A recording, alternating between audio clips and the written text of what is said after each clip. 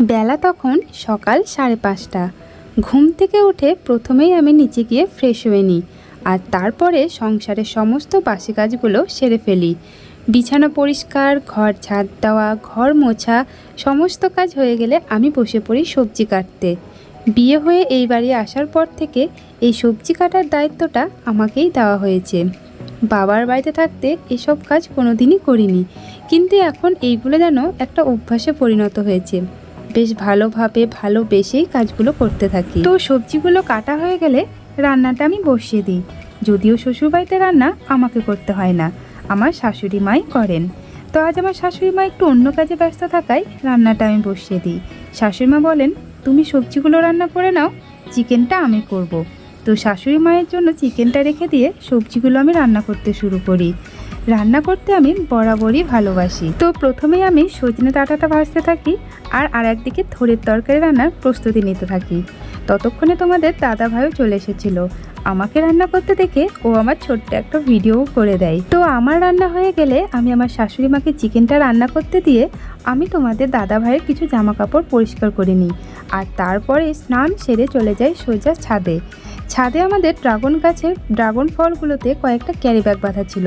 কাল বৃষ্টি হয়েছিল, তাই তোমাদের দাদাভাই বলেছিল ড্রাগন ফলগুলোতে ক্যারি ব্যাগ বেঁধে দিতে, যাতে ফলগুলো নষ্ট না হয়ে যায়। তো আমি গিয়ে এক এক করে ড্রাগন ফলগুলো থেকে ক্যারি ব্যাগগুলো খুলে ফেলি, আর তারপর ঘরে এসে আমার গপু সোনাকে স্নান করিয়ে নতুন জামা পরিয়ে খাইয়ে দাইয়ে একদম সুন্দরভাবে রেডি করিয়ে দিই। কারণ আজ আমরা যেতে চলেছি একটা বিশেষ জায়গা, আর সেটা হলো আমার বাবার বাড়ি আর গপু সোনার দিদুর বাড়ি। তো আজকের দিনটা আমার কাছে খুব স্পেশাল, কারণ আজ প্রায় 18 দিন পর আমি আমার বাবার বাড়ি যাচ্ছি, তাও আবার তোমাদের দাদা ভাইকে ছাড়া একা একা। একা বলা যাবে না, আমি আর আমার গপু সোনা। তো বুঝতেই পারছো আজ আমি কতটা আনন্দে আছি। কিন্তু এই আমার আনন্দ বেশিক্ষণ ছিল না, কারণ আমাদের যাওয়ার কথা ছিল সকাল 10টার বাসে। কিন্তু আফসোস, ওই যে টাইম মিস করে ফেলি। সকাল 10টার বাসে আমি যেতে পারি না, আমরা যাই বিকেল 3টের বাসে। তো এই দেখো, বিকেল 3টে বাজতে না বাজতে আমি রেডি হয়ে চলে এসেছি সোজা বাস স্ট্যান্ডে, কারণ এবার কোনো মতেই মিস করা যাবে না বাস। যদিও বাস স্ট্যান্ডটা আমাদের বাড়ি থেকে প্রায় 10 পা হেঁটে গিয়ে। তো বাস স্ট্যান্ডে আমার সঙ্গে তোমাদের দাদা ভাই আর নিকিতা এসেছিল। নিকিতা তো সোজা বাসে উঠে পড়েছে, ও আজ আমার সঙ্গে যাবেই। কোনো মতে ওকে বাস থেকে নামানো যাচ্ছিল না। আর এইদিকে তোমাদের দাদা ভাইকে দেখো, বাইরে দাঁড়িয়ে বেচারা আফসোস করছে যে আমি আবার কবে ফিরে আসবো এই নিয়ে।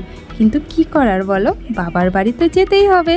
তো তোমাদের দাদা ভাই যদিও আমায় বারণ করেনি, ও বলেছে তোমার যতদিন ইচ্ছা ততদিন থেকে যেও।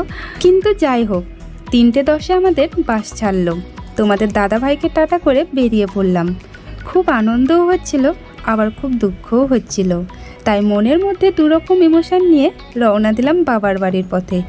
এই যে দেখছো পেয়ারা গাছটা, এটা আমার দাদা চেয়েছে, তাই দাদার জন্য নিয়ে যাচ্ছি এই পেয়ারা গাছটা। বাসে একা একা বসেছিলাম বলে খুব বিরক্ত বোধ হচ্ছিল, তাই বারবার ম্যাপটা খুলে চেক করে নিচ্ছিলাম রাজারামপুর থেকে জঙ্গিপুর যেতে ঠিক কতটা সময় লাগছে। তো ম্যাপটা দেখতে দেখতে ফাইনালি বিকেল 5টার সময় আমি আমার বাড়ি পৌঁছে যাই। বাট আফসোস, আমার 2 হাতে 2টো ব্যাগ থাকায় আমি আর ভিডিও রেকর্ড করতে পারি না। তো আজকের ভিডিওটা এতটুকুই। দেখা হচ্ছে পরের কোনো ব্লগে। ততক্ষণ সবাই সুস্থ থাকো, ভালো থাকো, আর আমার পাশে থেকো। বাই।